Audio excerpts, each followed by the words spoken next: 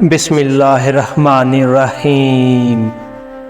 جناب سید الشہداء علیہ السلام 3 شعبان سن 60 ہجری میں مکہ پہنچے اور 8 ذی الحجہ تک اسی شہر میں رہے، اور اس عرصے میں مختلف شہروں سے آئے ہوئے شیعہ آپ کے وجود مسعود سے فیض حاصل کرتے رہے۔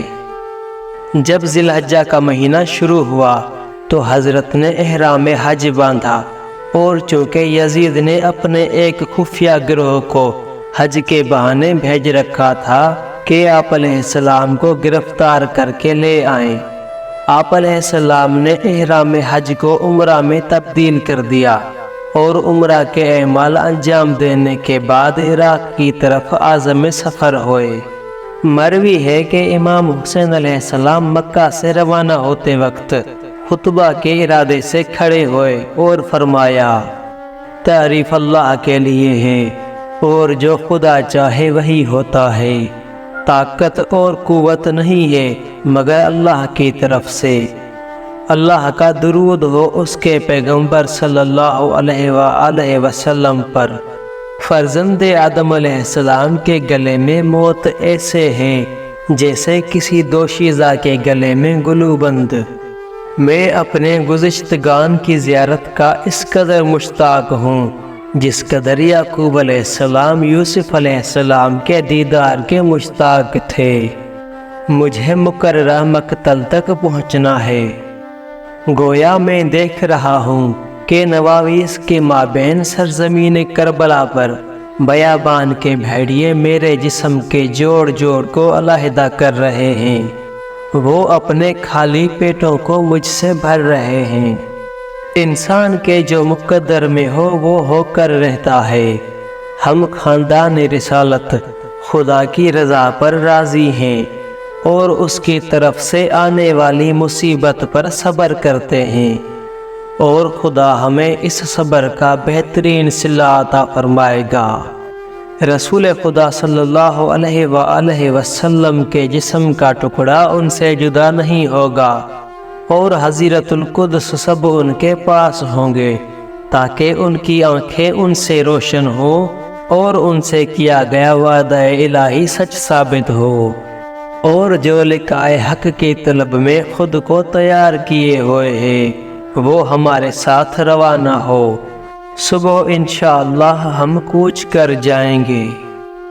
امام جعفر صادق علیہ السلام سے منقول ہے کہ آپ علیہ السلام نے فرمایا، جس رات امام حسین علیہ السلام آئندہ صبح کو مکہ سے کوچ کرنے کا ارادہ رکھتے تھے، محمد بن حنفیہ آپ کی خدمت میں حاضر ہوئے اور عرض کیا، اے بھائی، آپ خود بہتر جانتے ہیں کہ اہل کوفہ نے آپ علیہ السلام کے باپ اور بھائی سے کیا مکر و فریب کیا۔ مجھے ڈر لگتا ہے کہ وہ کہیں آپ کے ساتھ بھی ویسا ہی سلوک نہ کریں۔ اگر آپ کی رائے مکہ مکرمہ میں ٹھہرنے کی ہے جو حرم خدا ہے تو یہ عزیز و مکرم اور کوئی معترض نہیں ہوگا۔ امام علیہ السلام نے فرمایا، اے بھائی، مجھے خدشہ ہے کہیں یزید مجھے قتل نہ کر دے اور میرے قتل و خون ریزی سے خانہ خدا کا احترام ضائع نہ ہو جائے۔ محمد حنفیہ نے کہا، اگر ایسا ہے تو آپ یمن کی طرف یا کسی صحرا کی طرف نکل جائیں تاکہ کوئی آپ تک دسترس حاصل نہ کر سکے۔ امام علیہ السلام نے فرمایا، میں اس بارے میں غور کروں گا۔ صبح کے وقت امام عالی مقام علیہ السلام نے مکہ سے کوچ فرمایا۔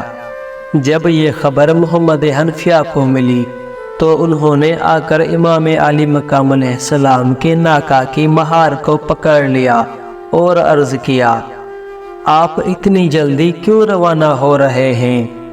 امام علیہ السلام نے فرمایا، جس وقت ہم جدا ہوئے تھے رسول خدا صلی اللہ علیہ وآلہ وسلم میرے پاس تشریف لائے اور فرمایا، اے حسین، روانہ ہو جاؤ، بے شک اللہ چاہتا ہے کہ تمہیں اپنے راستے میں شہید ہوتا دیکھے۔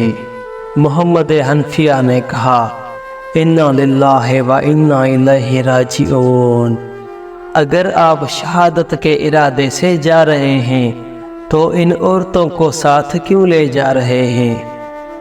امام علیہ السلام نے فرمایا، خدا کی مرضی اسی میں ہے کہ ان کو اپنے راستے میں اسیر دیکھے۔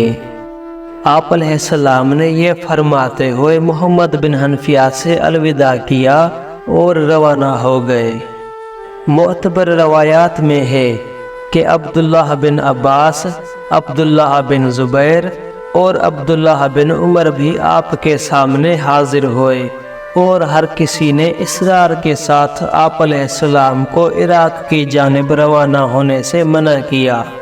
آپ علیہ السلام نے سب کو جواب دیا اور وداع کیا۔ ابن عباس نے اضافہ کیا، اگر آپ کی رائے میں سفر پر جانا ہی ہے تو بچوں اور خواتین کو چھوڑ جائیے اور انہیں ساتھ نہ لے جائیے، کہیں آپ کو ان کے سامنے ہی شہید نہ کر دیا جائے اور یہ سب وہ منظر ملاحظہ کریں۔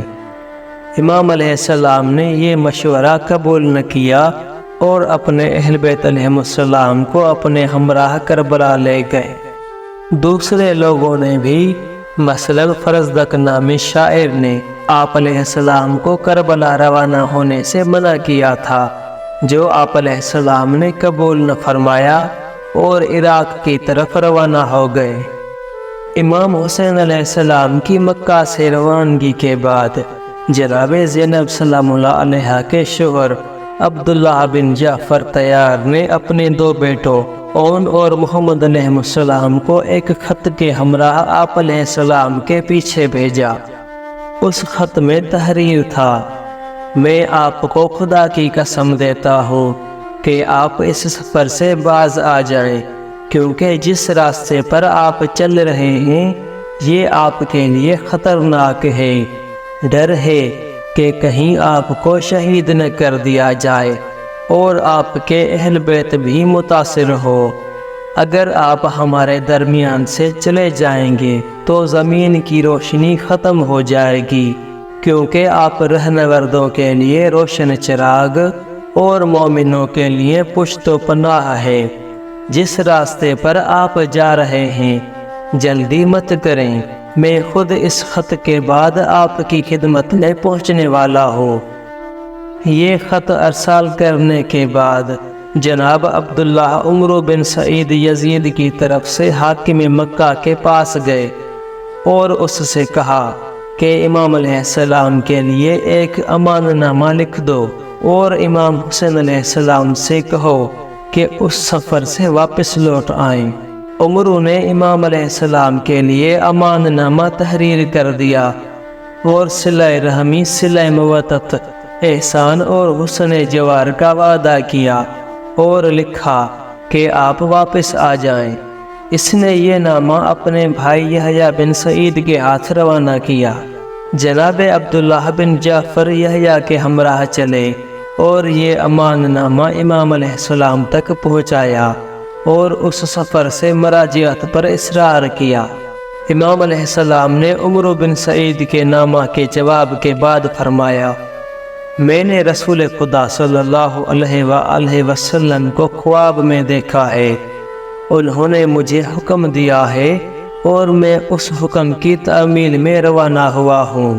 وہ کہنے لگے، خواب کیا تھا؟ آپ علیہ السلام نے فرمایا، میں نے یہ خواب کسی کو نہیں بتایا اور نہ ہی بعد میں بتاؤں گا تاکہ میں اپنے خدا سے ملاقات کر لوں۔ جب عبداللہ بن جعفر آپ کے جواب سے مایوس ہو گئے تو اپنے دو بیٹوں اون و محمد علیہ السلام کو حکم دیا کہ امام علیہ السلام کے ملازم بن کر آپ علیہ السلام کے ہمراہ روانہ ہو جاؤ اور آپ علیہ السلام کے ہمراہ شمشیر زنی کرنا، اور خود یحییٰ کے ساتھ واپس مکہ چلے گئے۔ تذکرۃ الشہداء میں تحریر ہے کہ عبداللہ بن جعفر ضعیفی اور بیماری کے سبب امام حسین علیہ السلام کے ساتھ نہ جا سکے۔ والسلام۔